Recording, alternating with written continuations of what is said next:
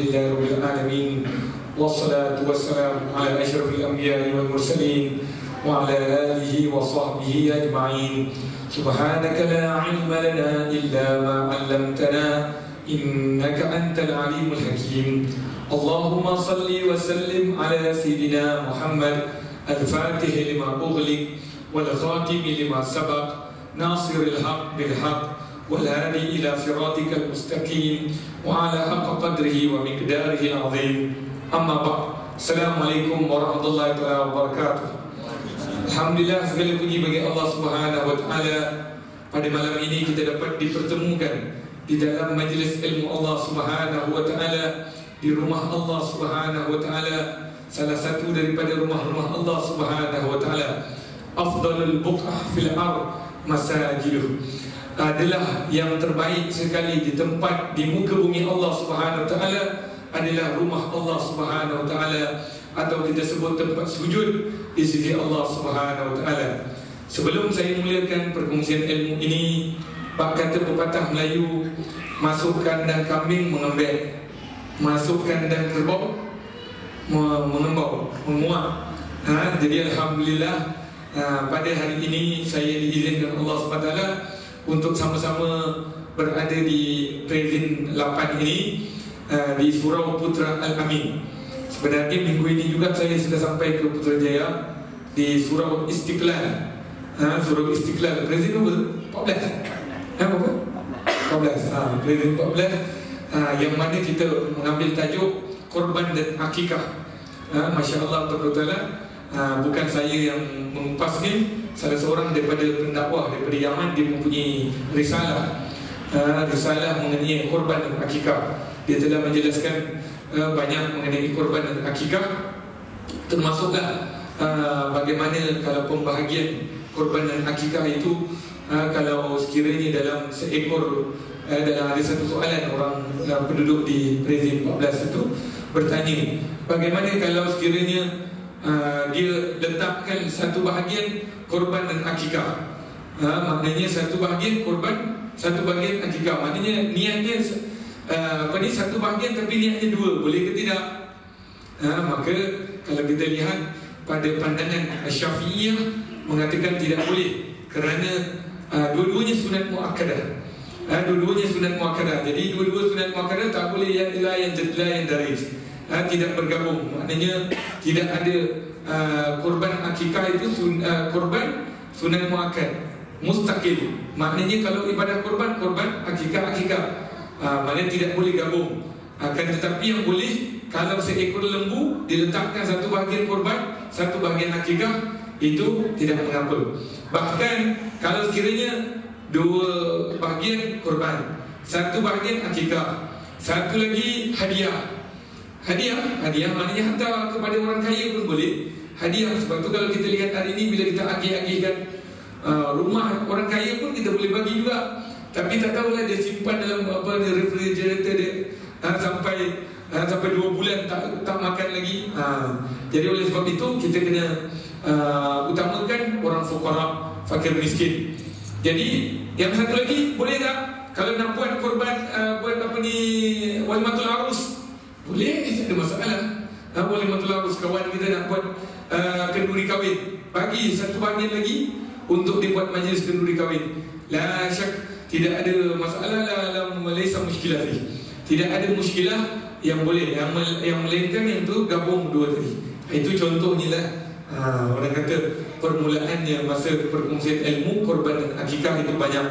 Di antaranya permasalahan kalau korbannya akikah itu dibagi kepada non-Muslim, macam mana bahagian dagingnya, adakah dibolehkan ataupun tidak. Kalau kita lihat pada pandangan ulama yang ramai mengatakan tidak boleh, kerana di sana sunat muakkad itu kalau wajib itu lagilah, itu manzur.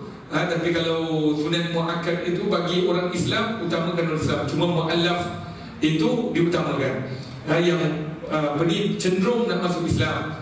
Ataupun kalau dia terlepas, tak mengapa. Kalau macam rumah kita banyak ini, bagi tersilap terbagi. Tapi kalau kita tahu memang non-Muslim, kita jangan bagi kepada makanan korban ataupun akikah tadi, melainkan kita cuba buat satu daging yang lain, bukan korban akikah, itu lebih aula. Wallahu ta'ala alam. Itu lebih kurang persoalan-persoalan yang ditanya oleh orang ramai tentang permasalahan korban dan akikah. Jadi pada pertama ini mestilah orang kata cinta pandang pertama. Ini Ustaz Ahmad cakap seorang-seorang dia tak perkenalkan diri lagi. Jadi sebenarnya anak buah saya ni, sahabat saya Ustaz Kamarul, dia ada bawa pamphlet. Maka kenal diri dulu. Maka Ustaz boleh bagi pamphlet mengenai sekolah saya tu. Saya daripada Akademi Darul Muhibbin. Saya mempunyai sekolah rendah, sekolah menengah dan play school, umur 2 hingga 5 tahun. Sekolah rendah, sekolah menengah. Saya mula-mula cadang nak buat sekolah itu di Putrajaya, tapi maklumlah, nak masuk sini kena kenal orang sini dulu. Jadi dah kenal dulu, insya-Allah lah. Boleh buka cawangan sini. Cawangan ada banyak makna. Cawangan sekolah. Insya-Allah. Jadi oleh sebab itu saya pun buka majlis ilmu, majlis taklim Darul Muhibbin di bawah bimbingan tunjuk ajar Sayyidil Habib Umar, guru saya yang mulia, dan saya mengajar di sana beberapa kitab Aqidatul Awam, Tauhid. Sebab itu saya pertama sekali, saya ni memang ada prinsip sendiri. Kalau saya nak masuk satu tempat, saya kalau ada sahabat saya ataupun orang-orang yang pernah belajar di Hadramaut, saya kurang sikit nak menjejaki di situ, sebab saya hormati mereka. Khususnya akhirnya Habib Ali Adami Allah, Habib Ali Zainal Abidin, biras saya, katanya sini juga biras saya. Ustaz Iqbal, itu biras saya. Jadi saya ambil kakak, dia ambil adik. Ini pandai, ini mak mertua yang bijak. Dia tengok saya ceramah je, dia register, ni boleh jadi menantu. Sebab itu saya bila sampai ke sini dijemput, saya pun kata ini nak utama, tak apalah, sebab saya nak pintu. Saya belajar dengan ulama Melayu juga. Walaupun saya guru saya ulama Arab, tapi saya ada ulama Melayu saya. Daripada dulu lagi sebelum saya pergi Hadramaut, saya belajar dengan Tuan Guru Syekh Hafiz Al-Jandrami. Itu didikan pertama saya. Semasa saya kecil-kecil macam ini, dia dah lihat saya dulu. Sebab itu orang kata Nazarul Masyayikh, itu salah satu daripada bab rahmat, babul futuh. Sebab itu bila kita belajar, kalau boleh biar guru kita nampak. Jangan duduk belakang-belakang tabir. Kalau perempuan jangan pula. Itu ikutlah, kalau maknanya kembali kepada nawa itu. Tapi orang lelaki tak kalah nak nyorok juga, tak kalah dia duduk belakang-belakang tabir juga, melainkan dia nak buat kerja lain. Dia tak nak ustaz tengok dia tengah buat homework ke apa ke. Itu sekolah lah. Tapi dekat sini mungkin semuanya cantik, insya-Allah, alhamdulillah. Jadi saya dibesarkan di Taman Keramat. Ada orang Keramat ni, Habib Ali kata Keramat, dia ini orang Keramat. Saya dibesarkan di Taman Keramat, anak Jati Selangor. Ayah saya dibesarkan di Jeram, Kuala Selangor, Balai Dakwah Islamiah Jeram. Kalau siapa pernah dengar nama Tuan Guru Ustaz Saha, ini semua orang lama kita, ulama-ulama tua Selangor.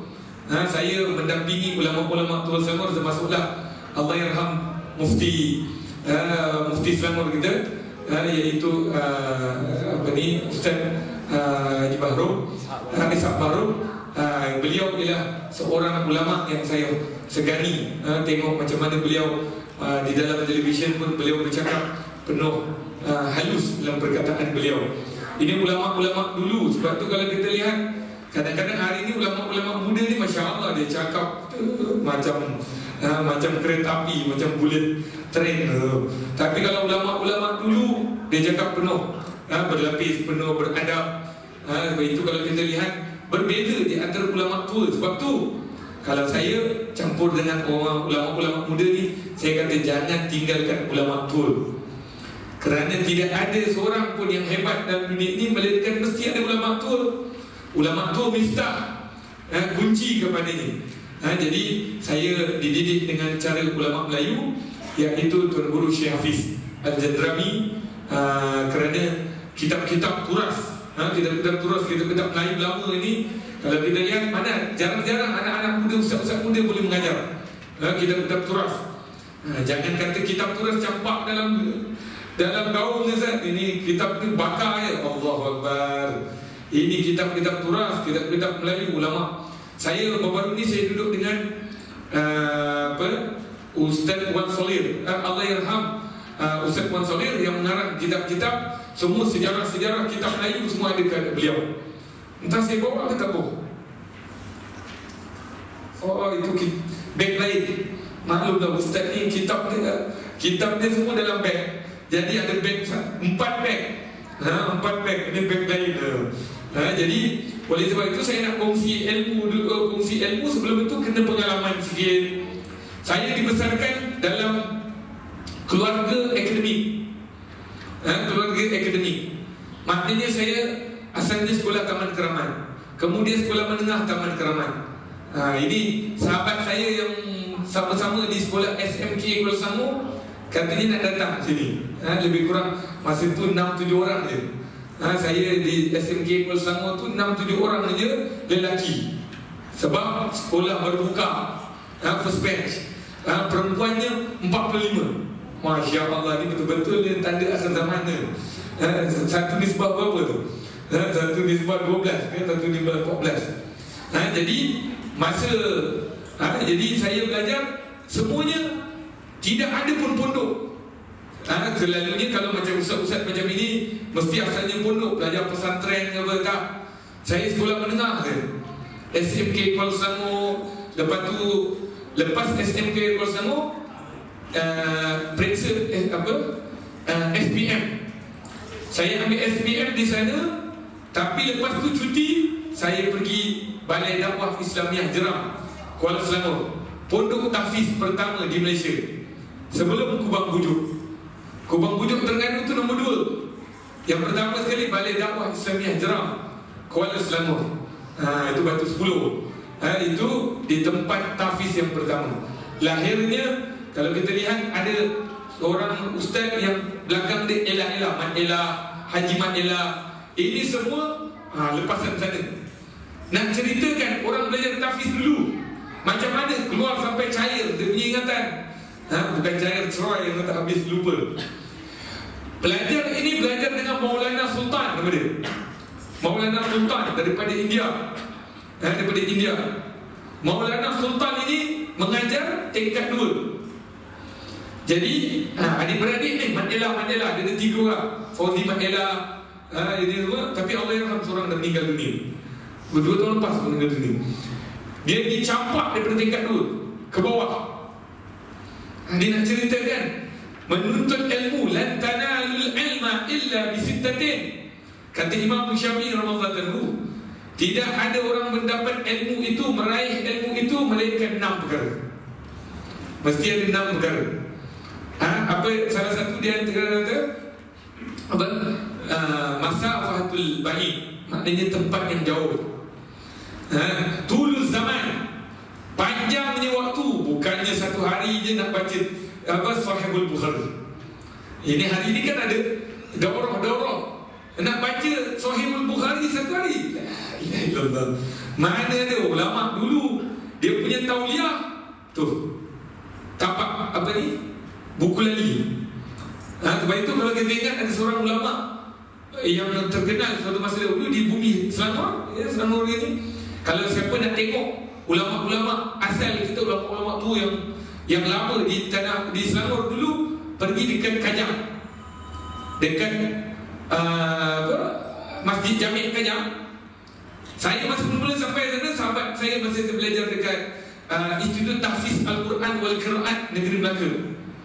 Itu tempat saya belajar Tahfiz Al-Quran sebelum pergi Hadramaut. Institut Tahfiz Al-Quran wal Qiraat itu ada seorang ustaz dijemput saya pergi masjid apa nama? Masjid Kajang tu, Masjid Kajang. Bila tengok, subhanallah, dia punya reka bentuk sama dengan masjid tua di Hadramaut. Ni nak ceritakan yang kata habaib ni Syiah ni, masjid kita ni, masjid tua kita, Masjid Jami' Kajang tu sebiji dengan Masjid Omar Mohdar. Masjid Omar Mohdar. Sebab dia punya apa? Dia punya menara. Itu menara Hadramaut. Mana ada menara macam tu dekat Malaysia ni yang asal.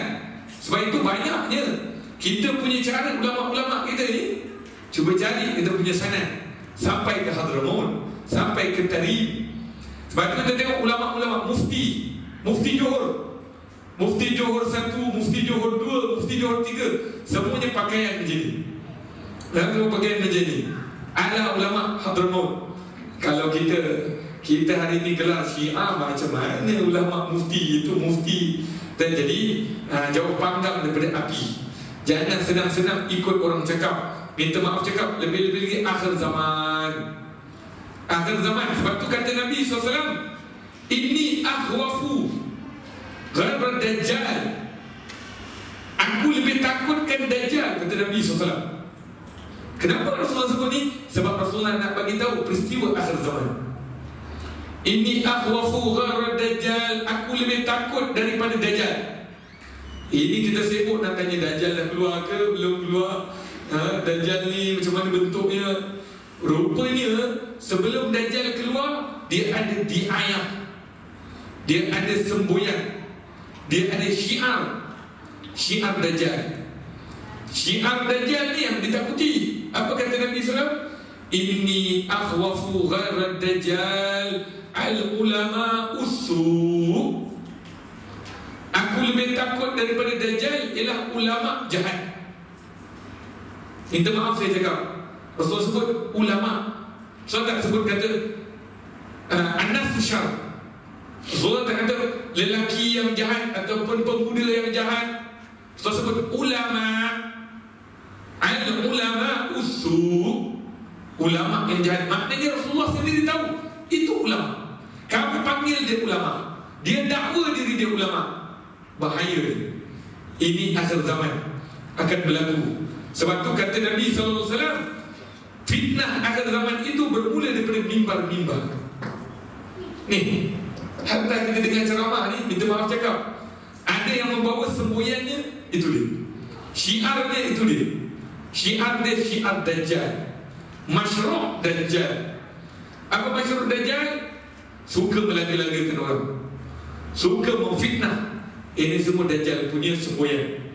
Sebab tu kita tengok macam mana bagaimana tumpahnya darah yang pertama. Tumpah darah yang pertama di dunia ni, adakah sebab amalan? Tak. Sebab benci. Ya Abah, kenapa Abah bagi Qabil? Kenapa Abah bagi kenapa Abah bagi itu yang cakap tadi Qabil? Saya hitam, adik saya putih, Habil. Tak sebut pun amalan dia ini semua. Sebut benci dengan adik. Benci dengan adik, datang syaitan.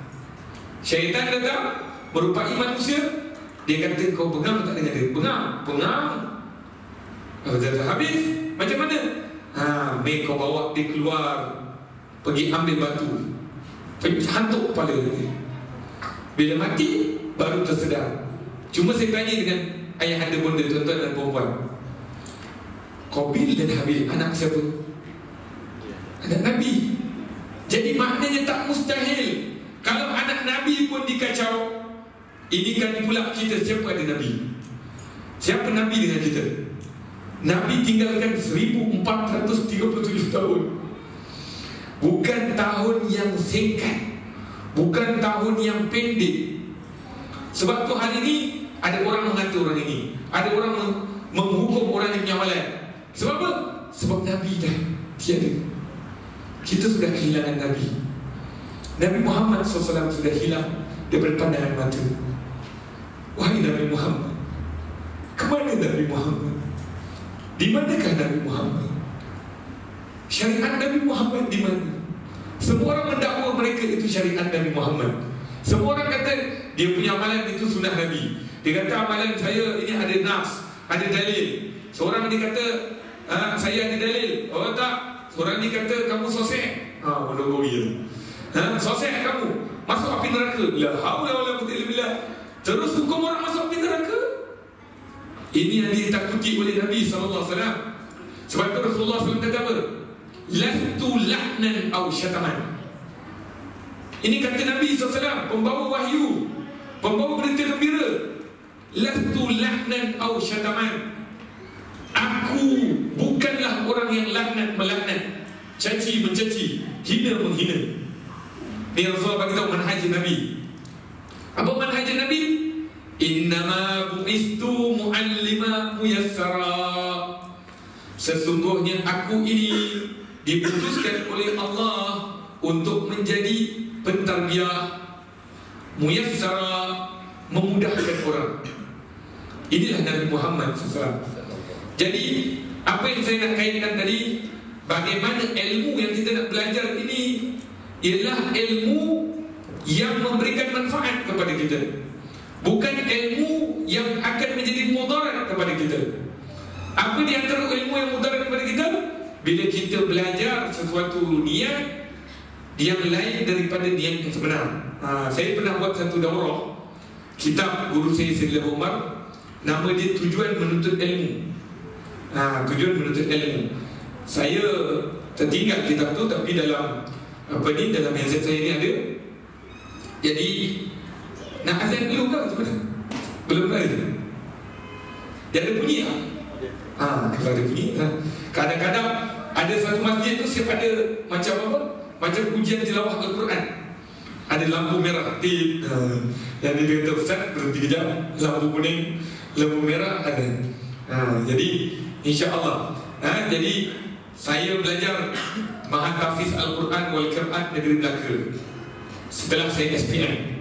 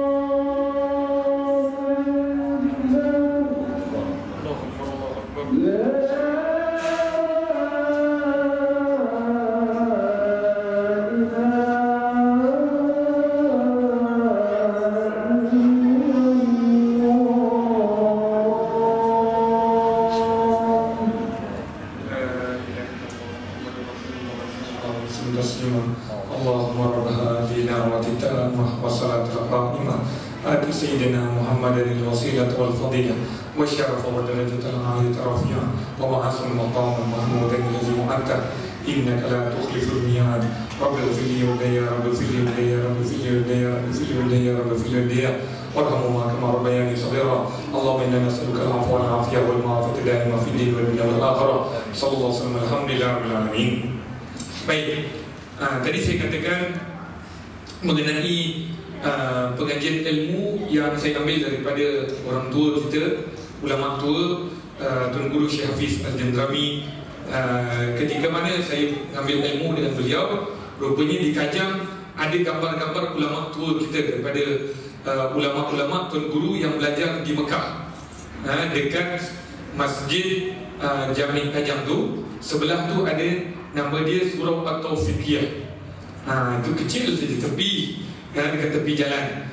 Di situ, dalam tu kalau pergi tengok dalam, akan lihat gambar-gambar ulama-ulama tuan-tuan guru yang pernah belajar di Mekah suatu masa dahulu, daripada Selangor semua ni. Jadi kalau kita lihat di dalam menuntut ilmu Allah SWT, sampailah saya bila belajar di Institut Tahfiz Al-Quran wal Qiraat Negeri Melaka, di bawah Darul Quran Jakim, di bawah Darul Quran Jakim.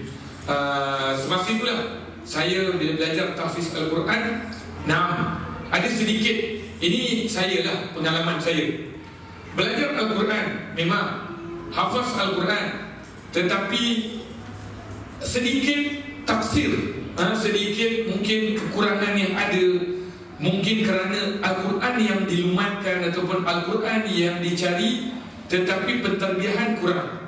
Sehingga kan di tempat itu lebih kurang 3 pagi kami keluar konvoi naik motor. Naik motor keluar pergi Bandaraya Melaka, Bandar Melaka. Pergi Bandar Melaka, ada yang pergi CCTV pula. Pergi cyber cafe, pergi tengok video apa? Video apa tu? Video cerita, filem-filem. Tengok balik pukul 4 pagi. Kadang-kadang sampai Tuan Guru Allahyarham, Tuan Guru Ustaz Haji Idris bin Talib, kalau dalam apa Al-Quran, dalam Al-Quran Mushaf, sekarang ni rasa cetakan yang baru, cetakan yang sebelumnya ada nama Tuan Guru Ustaz saya, Ustaz Hafiz, Ustaz Idris Al-Hafiz, Ustaz Idris bin Talib Al-Hafiz. Ada di situ banyak ulama-ulama Jakim punya pentasih Al-Quran. Jadi kadang-kadang beliau tu tunggu depan kami tahfiz tu bergabung dengan anak yatim. Subhanallah, anak yatim yang kita bela ni ataupun yang kita didik, yang kita jaga, bukan kosong. Sebab ada seorang ulama daripada Mesir, dia duduk dekat, dia mengajar di situ. Dia kata, semalam aku bermimpi Rasulullah SAW masuk ke tempat ini, dan Rasulullah SAW menyapu kepala anak-anak yatim, dan Rasulullah menyapu juga kepala pelajar-pelajar tahfiz. Jadi di tempat saya belajar itu Darul Aitam, dekat Melaka, dekat Bukit Pego. Siapa orang Melaka ni? Ada orang Melaka ni? Orang Melaka? Melaka ke mana? Melaka. Saya dekat Bukit Pego. Bukit Pego tu kalau ikut depan dia tu Henry Geni. Saya pernah tengok ustaz saya tu pergi masuk dekat Henry Geni. Sekolah budak-budak jahat tu, sian budak-budak jahat, budak-budak tersasar dari landasan. Jadi datang beliau mengajar budak-budak tu boleh main bising semua lah. Kalau ustaz tu dah saya tak mengajar, kita zikir munajat. Jadi bila zikir munajat, semua zikir munajat. Kat situ saya nampak, waktu saya selalu relatekan, kita kalau nak didik anak ataupun nak bagi ceramah, kadang-kadang kita kena touch dulu. Maknanya kita tak boleh datang terus ceramah. Sebab kadang-kadang, khususnya sekolah lah ni, saya Alhamdulillah, saya motivator juga. Kalau orang motivator skor A, saya motivator skor bukan motivator kerohanian. Saya suka anak-anak yang ikut saya tu. Hasbi Rabbi Jalallah ma fi qalbi ghairullah Nuru Muhammad Sallallahu La ilaha illallah. Itu kalau saya masuk sekolah menengah ke sekolah rendah, mula-mula kita bawa macam tu dulu. Tak ada terus-terus dah ini ustaz nak ceramah ke ataupun kita sebab di mereka tengah aktif lagi, tengah ni lagi. Sebab itu ulama di Hadramaut mereka ada zikir, mereka ada wirid, Ratibul Ataf, Ratibul Haddad, Wirdul Latif. Sebab apa? Sebab nak lembutkan hati. Hati ni keras. Hati ni hati video game, hati Pokemon. Minta maaf cakap, sampai dalam masjid pun cari Pokemon. Sebab itulah diharapkan, sebab melalaikan kita. Sama juga kalau kita tengok benda yang melalaikan, macam catur. Kalau melalaikan, asal dia ada hukum. Bila jadinya hukum sunat, bila hukumnya makruh, bila hukum macam catur. La'iban syatranj yukrah. Main catur makruh. Kenapa makruh? Sebab takut melalaikan. Tapi kalau main untuk lepas petang-petang, waktu petang-petang main, tak ada masalah main. Sebab dia ni antara permainan yang menajamkan akal. Zakat dari macam mana poin nak ni.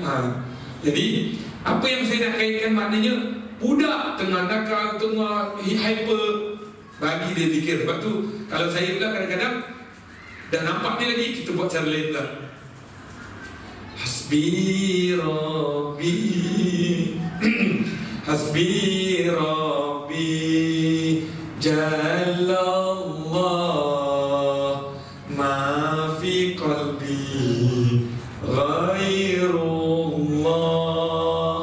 Nuru Muhammad. Oh, budak-budak kalau dia tengok kita macam tu, sebab tu kalau saya mengajar buat teachers training, saya kata hari ni cikgu tak boleh jadi kaku. Ya, hari ni kita buka bukunya, buka muka surat 5, 6. Dia budak tu tengok dia kata mula. Last kali dia kata, ini cikgu aku tak macam benten. Maknanya dia ini dalam ni macam-macam ada. Benten ada, apa lagi ada? Maknanya semua ada. Cerita apa tu yang magic tu? Harry Potter. Tengok. Maknanya cikgu hari ni kena banyak body language dia. Maknanya dia kena main, gerak-gerak. Ini cikgu ngajar duduk. Anak murid dia hyper. Lepas tu kadang-kadang kena bangun. Datang kat dia tu, menggigil tu tengok cikgu dah dekat. Ini silat-silat bulan, apa yang ada depan dia semua dia sorok. Itu barulah. Jadi nak ceritakan bahawasanya manusia telah berubah, zaman berubah, maknanya kehidupan kita pun ada sedikit perubahan.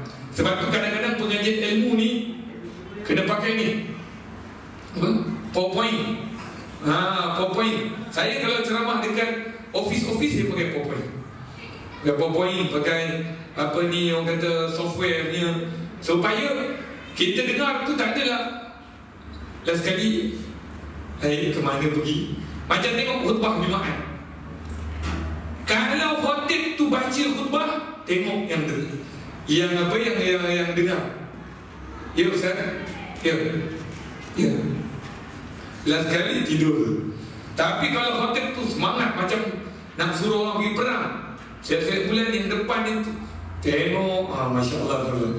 Sebab itu kalau kita lihat di khutbah Khatibul Jumaah, jadi saya ingin kongsi di antara di dalam kitab apa nama? Allah Selamat. Kitab tujuan menuntut ilmu tadi. Okey, kita hari ini banyak menuntut ilmu.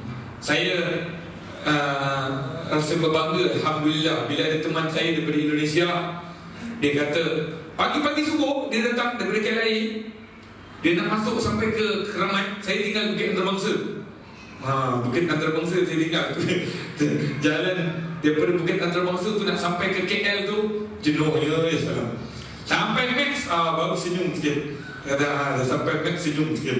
Tapi kalau sebelum tadi, ya Allah, punyalah istighfar punya banyak, punya selawat banyak. Tapi untung juga. Kadang-kadang jam ni untung. Jangan kita caci maki jam ni. Sebab jam ni menyibukkan kita dengan Allah. Tapi lainlah kalau buka era, era ke Hot FM ke, itu bukan menyibukkan diri dengan Allah. Itulah sekali dia menyibuk diri dia, lalai dia semua. Tapi cuba buka macam Ridho Hakim, ada baca Quran, ada zikir, ada selawat. Kita dalam kereta tadi berkat, rahmat daripada Allah Subhanahu Taala. Tapi kalau kita lalai, sebab itu kalau boleh, ada bunda tuan-tuan dan perempuan, dalam kereta ada CD Al-Quran. Cuba koreksi, dalam kereta kita ada CD Al-Quran ke CD lain ke lo? CD Selena Gomez. Selena Gomez dia hantam Selena Gomez. Kita kata tak boleh ni semua. Tapi bila kata qasidah, ada yang larang. Seakan-akan benda haram. Sedangkan ini lagi macam apa ni konsert. Jadi alhamdulillah. Kalau saya bersyukur kepada Allah SWT. Suatu masa dahulu dataran Merdeka itu, orang yang sapu sampah, dia kata pagi itu kami jumpa kondom banyak. Kondom banyak, 31 Disember, 31 Ogos. Tapi alhamdulillah, hari ini mudah-mudahan berubah. Sebab ada orang-orang yang mengingatkan kita kepada Allah dan Rasulnya. Jadi saya kongsi balik kepada tujuan menuntut ilmu. Apa tujuan menuntut ilmu yang disebutkan di dalam kitab guru saya Sayyidina Umar? Dia meletakkan, dia kata apa? Ghars azamatuddin fi qulubil muta'allimin. Ghars azamatuddin, semaikan keagungan agama Allah di dalam hati penuntut ilmu. Maknanya tujuan kita adakan majlis ilmu, tujuan guru datang, dia apa dia punya target? Target dia dalam hati anak-anak muridku ini supaya ada keagungan, supaya ada penyemaian keagungan di dalam hati. Apa di antara penyemaian dalam keagungan hati ini? Bila dengar azan, Allahu Akbar, Allahu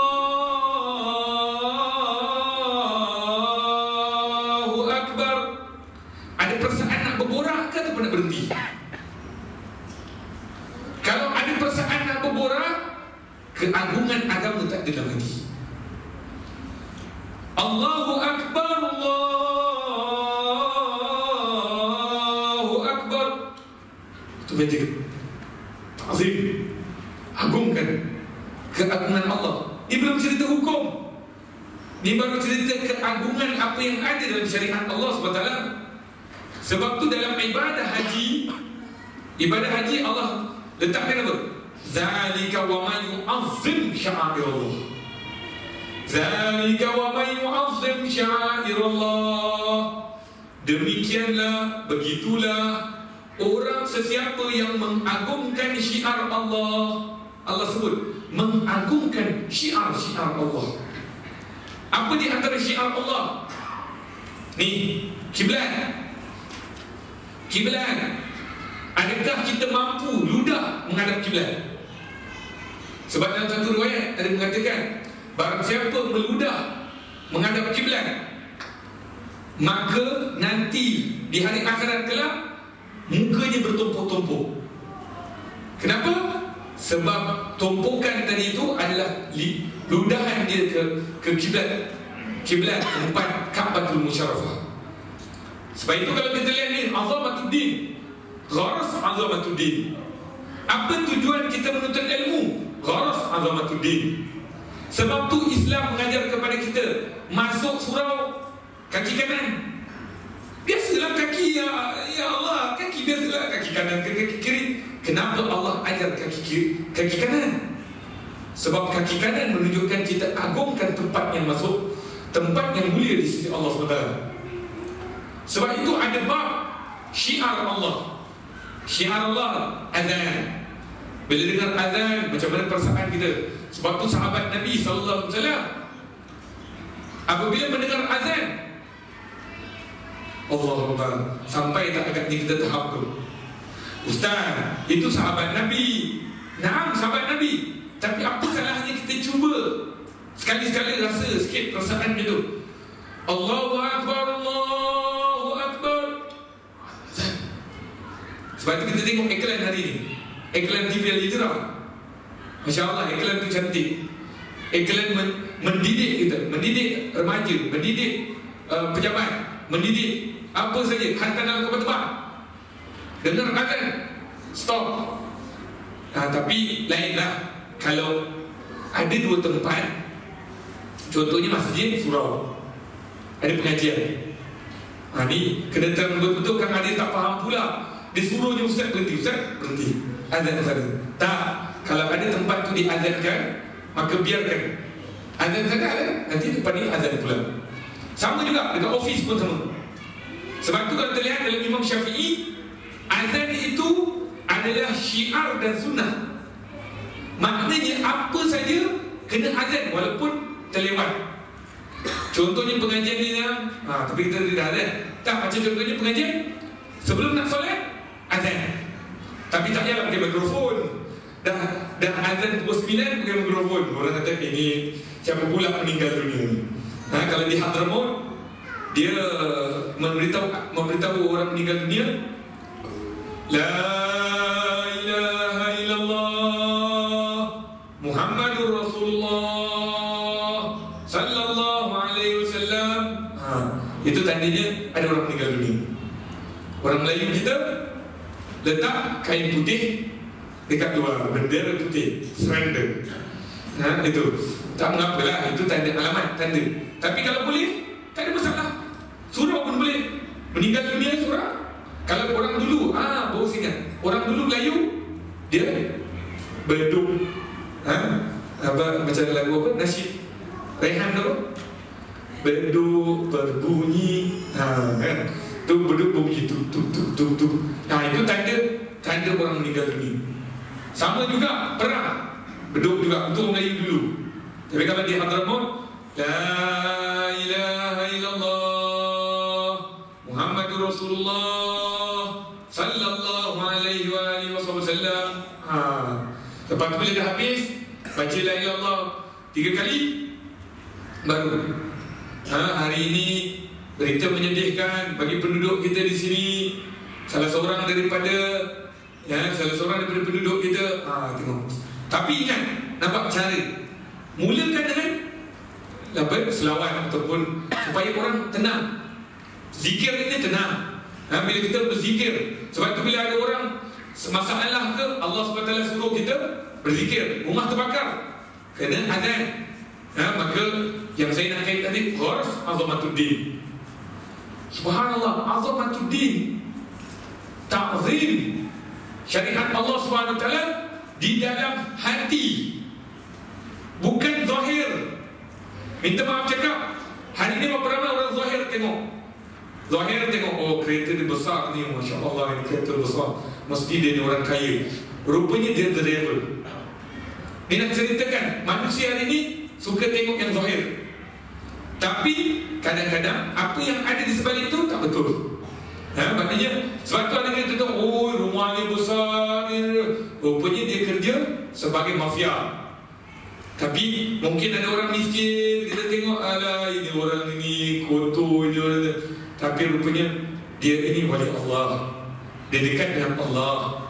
Sebab tak boleh ukur manusia itu dengan ukuran zahir. Tapi kalau kita ukur dengan apa? Dengan perkara yang perkara yang wajib, itu boleh lah. Maknanya kalau dia tak solat, oh dia wali ni, kenapa dia boleh jalan atas air? Dia tak pernah solat. Ini bukan wali ni, ini takut dia wali. Maknanya bagaimana dia boleh dapat tahap wali tapi semayang 5 waktu sehari semalam tak ada? Ataupun semayang lewat, ataupun tinggal semayang. Maknanya mesti orang yang hebat. Macam mana Sayyidina Umar bin Khattab bila dengar azan bergetar badan dia kan? Bergetar badan dia. Lalu ditanya, Ya Umar, kenapa kamu bergetar badan? Apa Sayyidina Umar jawab? Sayyidina Umar jawab, dia kata, aku bukan dengar Bilal yang azan, tetapi yang mengajak itu Allah Subhanahu Wa Taala. Mengajak kita pergi solat itu Allah Subhanahu Wa Taala. Ini nak ceritakan bagaimana nilai para sahabat Nabi sallallahu alaihi wasallam, sehingga kan Allah sebut radhiyallahu anhum wa radu'an. Wahai hamba Allah yang hidup setelah Sayyidina yang hidup setelah sahabat Nabi sallallahu alaihi wasallam, bagaimana kamu sanggup mengata sahabat Nabi sallallahu alaihi wasallam? Bagaimana kamu sanggup mengatakan Muawiyah bin Abi Sufyan? Bagaimana kamu sanggup mengatakan Bilal bin Rabah? Bagaimana kamu sanggup mengatakan Sayyidina Abu Bakar Siddiq, Sayyidina Umar bin Khattab? Sebab tu orang yang belajar, dia akan ta'zim, dia akan muliakan. Kata ulama, barang siapa mentakzimkan apa yang ditakzimkan oleh Allah SWT, barang siapa yang mengagungkan apa-apa yang diagungkan oleh Allah SWT, maka agunglah pemberian Allah SWT pada ini. Maknanya kalau kita agungkan syiar Allah SWT. Hari ini kita tengok kadang-kadang ada orang dia meletakkan maknanya keagungan itu pada orang yang tertentu saja. Sedangkan keagungan itu, kata Nabi SAW, pengagungan itu kepada apa yang Allah SWT agungkan. Sebab itu kita lihat bagaimana Nabi SAW mengagungkan para sahabat Nabi SAW walaupun dia Nabi. Nabi SAW mengagung Sayyidina Abu Bakar Siddiq. Nabi Muhammad SAW mengagungkan Bilal bin Rabah. Sehingga kan Rasulullah SAW mengatakan apa? Kalau Bilal tak azan, maka jangan kamu solat. Maknanya azan itu jatuh pada Bilal bin Rabah. Sebab itu kalau kita lihat tuan-tuan dan perempuan, kenapa jadinya imsak? Imsak tu kenapa? Kenapa ada imsak? Kenapa tak kata berhenti waktu subuh, azan subuh berhenti? Kenapa? Sebab Rasulullah sallallahu alaihi wasallam pada zaman hidup Nabi ada 2 muazzin. Satu Abdullah ibnu Ummi Maktum, matanya buta. Satu lagi siapa? Bilal bin Rabah. Bilal bin Rabah ni Rasulullah bagi dia azan waktu subuh. Azan subuh. Yaum minal ayyam, satu hari ada seorang pemuda datang kepada Nabi SAW. Betul, saya tu terang cakap, siapa buka lembaran Bilal bin Rabah, orang Habsyah, orang Ethiopia, orang kulit hitam.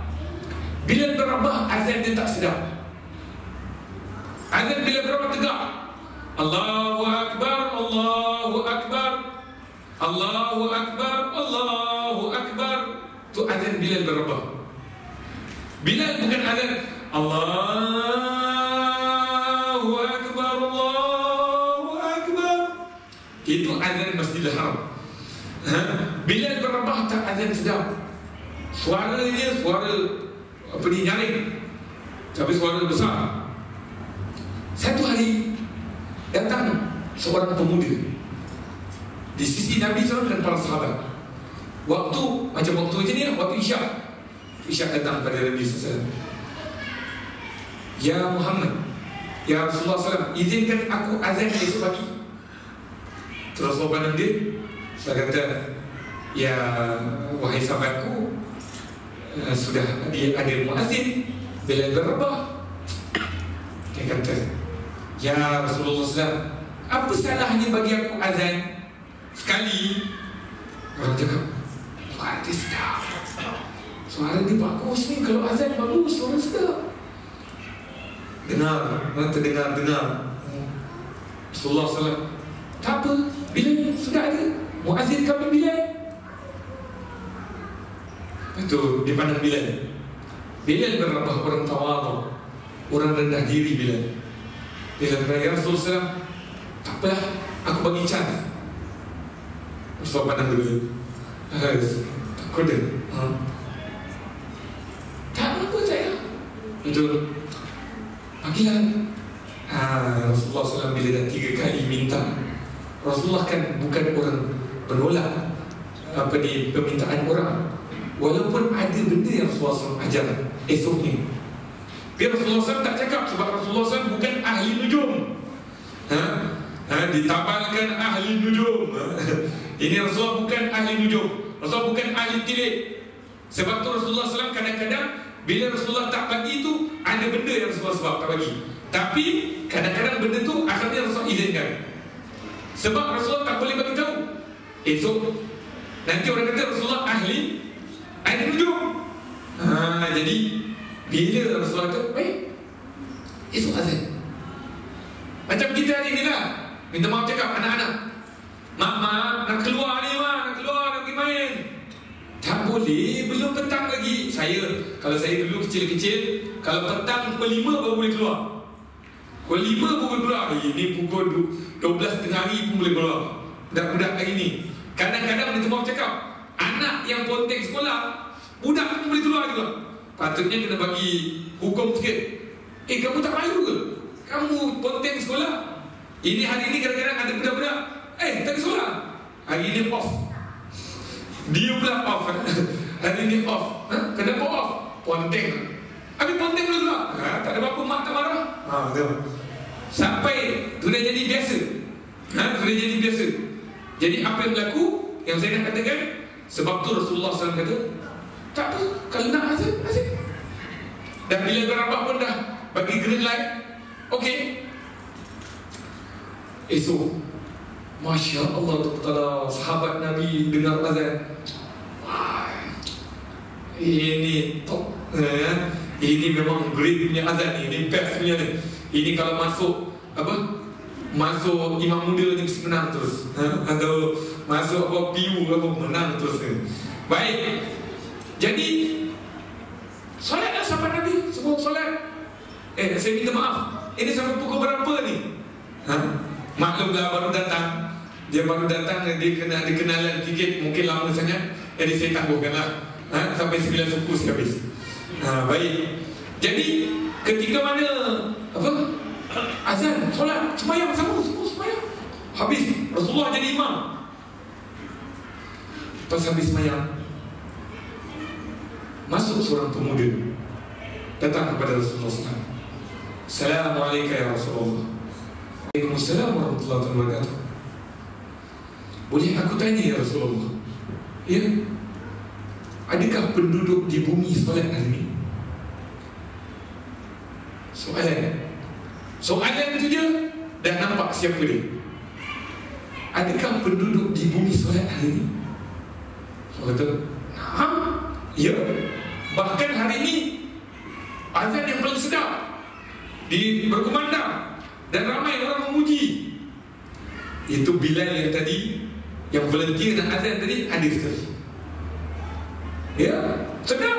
Semua orang azan semayang, habis semayang. Kenapa penduduk di langit tak dengar apa-apa? Kenapa penduduk di langit tak dengar apa-apa? Allahu Akbar. Ini zaman Rasulullah SAW. Agaknya kita hari ini, berapa azan yang naik?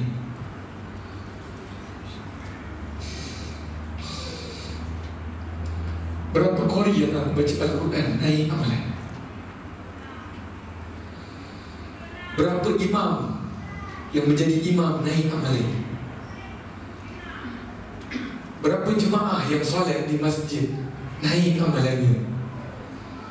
Berapa penceramah yang berceramah di depan khalayak ramai, ribuan jutaan, berapa banyak amalan yang naik? Ya Allah, demi Allah saya katakan, ini bahaya. Sebab Allah tidak melihat rupa paras bentuk. Inna Allah la yanzuru ila ajsadikum wa aswarikum suwarikum wa ashkalikum. Sesungguhnya Allah tak lihat rupa paras, tak lihat kamu daripada negara mana, kamu dari negeri mana, tak lihat kamu keturunan apa, tak lihat kamu bangsa mana, tak lihat kamu daerah mana. Walakin Allah, akan tetapi Allah yanzuru ila qulubikum wa niyatikum wa a'malikum. Akan tetapi Allah melihat hatimu. Allah melihat hatimu. Minta maaf saya cakap, hari ini beberapa orang pakai cantik pada tubuhnya, make up pada hiasannya, tapi belum tentu dipandang oleh Allah Subhanahu wa ta'ala. Maka berhati-hatilah wahai hati. Sebab itulah kata Allah Subhanahu wa ta'ala dalam Al-Quran, ibadah korban yang akan datang, la yanalallahu luhumuha wala dima'uha, tidak mengalir darah-darah, daging-demaging daripada binatang korban kamu. La yanalallahu luhumuha wala dima'uha walakin yanaluhu taqwa minkum. Akan tetapi yang mengalir itu adalah ketakwaan daripada kamu. Tarbiyah daripada Rasulullah SAW. Rasulullah mengatakan, ya, penduduk di bumi semuanya solat. Bahkan hari ini imam muazzinnya suaranya sedap. Apa kata malaikat? Penduduk di langit yang menyaksikan kita di bumi, kami tak dengar apa-apa, tak dengar apa-apa yang lain. Rasulullah SAW mengatakan kepada sahabatnya, dengarlah wahai sahabatku, inilah niat kita. Oleh sebab itu, bukan hebatnya dengan majlis yang kita hadir ramai orang, jutaan boleh hadir, ribuan boleh hadir, tapi belum tentu yang hadir itu amalnya ikhlas, niatnya betul kerana Allah Subhanahu wa ta'ala. Minta maaf cakap, hatta iklan, gambar ustaz, gambar penceramah, diletakkan banner mengaku jalan raya gambar Ustaz Ahmad, maka saya minta maaf kalau gambar saya mengganggu. Mungkin satu hari nanti, bagi saya gambar ini tak perlu kalau sudah dikenali. Sebab gambar ini boleh merosakkan amalan kita. Bila kita rasa, oh kenapa gambar saya tak ada, kenapa ni, oh kenapa gambar dia lebih besar, kenapa gambar dia di atas, kenapa gambar di bawah. Ini ujian untuk orang yang ada di atas mimbar. Bukan hanya ceramah saja, kita dengar, oh Masya Allah, mulianya guruku, guruku mulia, suaranya hebatnya penyampaiannya. Tapi dia juga akan dinilai oleh Allah SWT. Yang bercakap ini juga akan dinilai. Bagaimana seronoknya bila dibangga-banggakan, bila dipuji-puji, bila ada perasaan, rasa seronok, rasa orang tahu aku punya kedudukan di sisi Allah SWT, semuanya akan dinilai. Sebab itu majlis ilmu ialah majlis yang mendidik hati-hati kita. InsyaAllah, mudah-mudahan perkongsian ilmu saya pertama di Putrajaya dekat kawasan ini, mudah-mudahan saya sebenarnya ada niat kalau boleh nak lebarkan dakwah saya di Putrajaya. Tapi kalau adalah siapa yang sudi membawa diri saya yang lemah ini, banyak kekurangan yang ada ini, jadi saya minta ampun dan maaf atas segala kekurangan dan kelemahan. Tapi sebelum itu saya pun ada buat program korban di Kemboja, korban akikah di Kemboja. Siapa yang berminat boleh buat. InsyaAllah saya bukan buat macam tu. Saya pergi ke sana dan saya insyaAllah yang akan menyembelih. Saya akan tengok di sana bagaimana. Sebab saya pergi hujung sempadan Laos, maknanya hujung dalam lagi. Saya tak pergi tempat-tempat yang ramai orang Malaysia pergi, banyak, tapi di ujung-ujung. Dan mereka ini miskin, kesian, mereka ini kesian, miskin.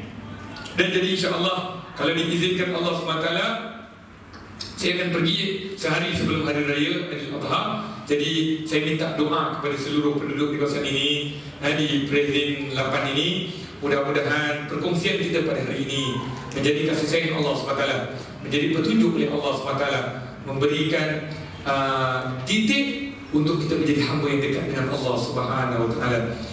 Jadi saya minta ampun dan maaf atas segala kekurangan dan kelemahan diri saya lemah ini. Terima kasih semua yang hadir bersama dengan saya pada malam ini. Mudah-mudahan perkongsian kita diberikan kemudahan untuk kita melakukan amal soleh kepada Allah SWT, diberikan taufik dan inayah daripada Allah Subhanahu Wa Taala. Jadikan kita orang yang diberikan ganjaran oleh Allah SWT. Ya Allah, Ya Rahman, Ya Rahim, Ya Hannan, Ya Mannan, Ya Bani As-Samawat wal Ard, Ya Dzal Jalal wal Ikram. Ya Allah, Ya Tuhan kami, sesungguhnya kami ini hamba-Mu yang kerdil hina di depan-Mu, Ya Allah. Tidak ada daya dan upaya melainkan kekuasaan-Mu, jua petunjuk-Mu, Ya Allah. Engkau yang mengizinkan kami duduk dalam rumah-Mu, Ya Allah, pada malam ini, Ya Allah. Ya Allah, Ya Tuhan kami, turunkan rahmat-Mu sebanyak-banyaknya kepada seluruh penduduk di kawasan ini, Ya Allah. Ya Allah, Ya Tuhan kami, seluruh penduduk di kawasan ini yang mencintai rumah-Mu, Ya Allah, nilaikanlah amalan mereka di sisi-Mu sebaik-baiknya, Ya Allah. Ya Allah, Ya Tuhan kami, jadikanlah kami orang yang tolong-menolong di atas satu sama lain, hormat menghormati di atas satu sama lain, bantu-membantu di antara satu sama lain, khususnya kami yang berada di kawasan ini yang akan melaksanakan ibadah kurban satu hari nanti ketika mana hari raya Idul Adha. Kami mohon kepada-Mu, Ya Allah, kuatkan kami untuk kami menghidupkan satu Zulhijjah pada 1 hari bulan 9 nanti, Ya Allah. Ya Allah, pada 3 hari bulan 9 nanti, Ya Allah. Ya Allah, Ya Tuhan kami mohon kepada-Mu, Ya Allah, kuatkan kami untuk kami menghidupkan Zulhijjah-Mu, Ya Allah. Ya Allah, Ya Tuhan kami, kalau sekiranya kami ingin melakukan kurban di sisi-Mu, Ya Allah, biarlah kami kuat untuk melakukan ibadah kurban-Mu, Ya Allah. Kalau sekiranya kami mampu untuk menyimpan kuku kami, menyimpan rambut kami, bulu-bulu kami, sehingga kami melakukan kurban ini, Ya Allah, seperti mana yang diajar oleh kekasih-Mu, diajar oleh orang-orang yang dikasihi oleh-Mu, Ya Allah. Ya Arhamar Rahimin, Rabbana zalamna anfusana wa illam taghfir lana wa tarhamna lanakunanna minal khasirin. Rabbana atina fid dunya hasanah wa fil akhirati hasanatan wa qina azabannar. Wa sallallahu ala sayyidina Muhammadin wa ala alihi wa sahbihi wasallam. Walhamdulillahi rabbil alamin. Jadi saya minta ampun dan maaf atas segala kekurangan dan kelemahan diri saya lemah ini. Jadi rasanya soalan tak ada dah kot. Dah 9 suku dah. Saya pun dah telajak dah. Tapi esok cuti ya. Esok cuti boleh juga. Tak apalah. InsyaAllah, Allah Ta'ala alam. Saya minta ampun dan maaf atas segala kekurangan dan kelemahan diri saya lemah ini. Assalamualaikum warahmatullahi wabarakatuh.